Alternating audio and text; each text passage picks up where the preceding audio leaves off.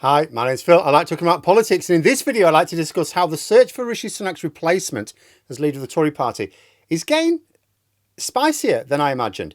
It seems that the split within the party is not only maybe evenly balanced, at least in terms of strength, if not numbers, which I sort of suspected, but getting entrenched as well.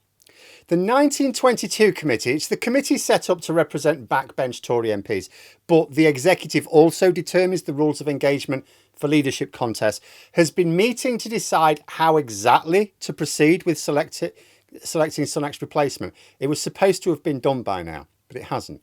Now, the general rules of the contest are fairly standard. The candidates need a certain number of nominations to enter the race.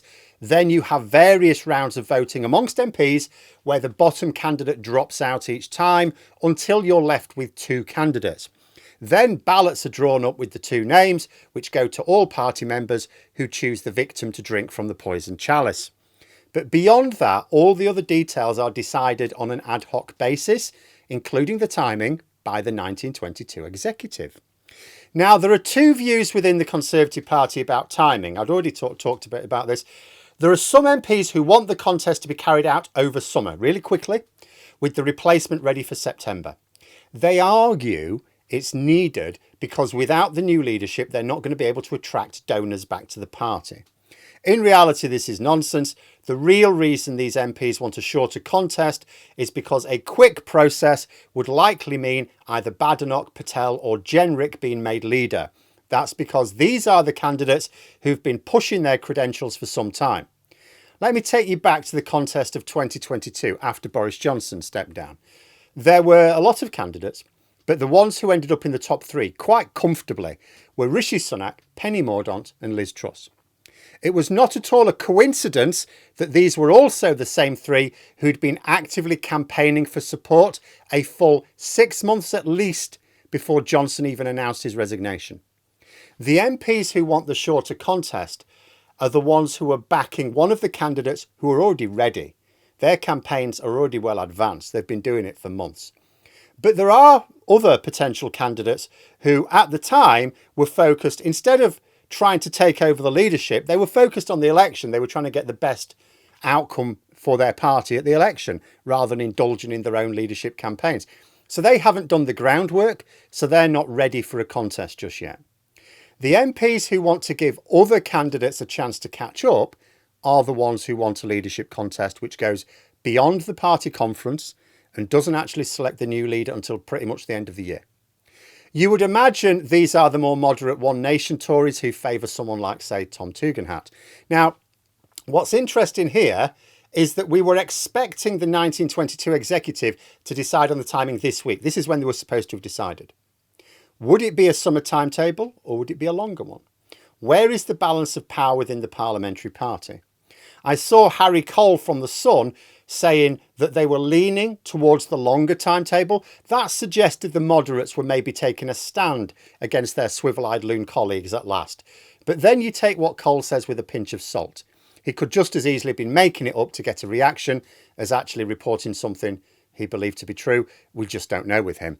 But what we do know is that no decision is now being made this week. It will be next week at least before the details of the leadership contest are decided.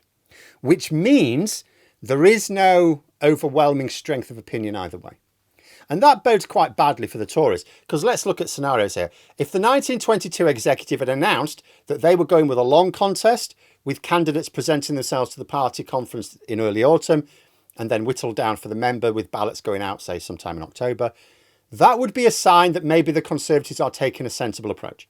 They recognise they're in a deep pit. They recognise there's no quick way out of it. So they may as well take a bit of time to have a proper think about it. What is the point of getting a leader quickly who crashes and burns? Then you've got to pick another one in a couple of years' time, wasting all of that rebuilding time. This would be an intelligent move. I discussed it earlier in the week, how even with an interim leader like Ian Duncan Smith, that would make sense. They're not going to get a sudden influx of donors when they select the new leader. And what are they going to do with it anyway? The next campaign is the local elections next May. Plenty of time to get ready for those, even if they only announce their new leader in December. If they needed some quicker donations for whatever reason, Why don't they tap up people who got very rich off the back of the party in government before screwing their electoral chances? Go and ask Sunak, Johnson or Rees-Mogg for a bit of spare change. I'm sure they could chuck in a few million into the pot and still have made a healthy profit out of their misdeeds. And it's not like there's going to be much opposing in the early days anyway. Labour have only just announced their first legislative programme. It will take time to get things through Parliament, especially with recesses coming up. Even more time before any opposition leader has anything close to a report on the impacts. The only opposing to be done right now is on hypothetical grounds. We think this policy is bad because of this, this or this. And for the Tories, you see, their arguments have just been soundly rejected by the public. So what's the rush to make them?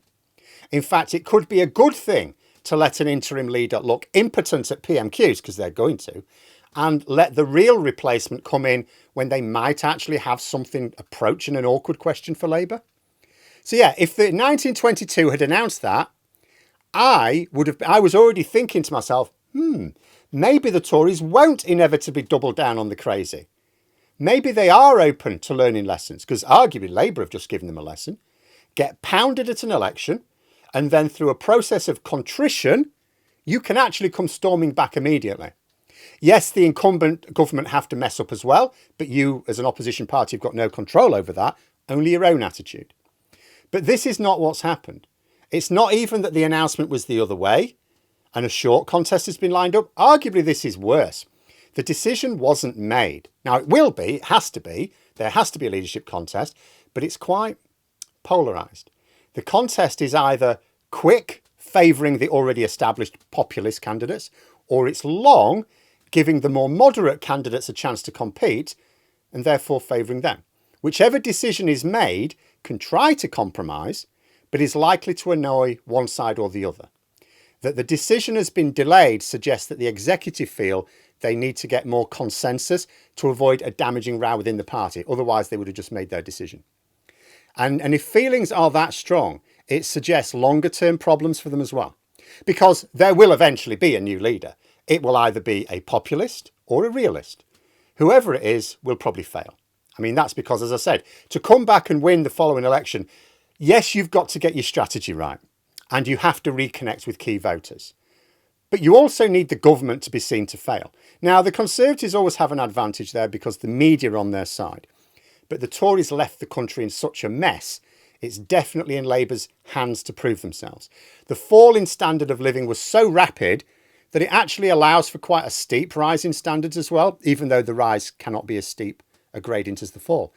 So even a sensible Tory leader with a sensible strategy facing up to facts is not really likely to win the next election unless Labour screw it up. So they'll probably fail.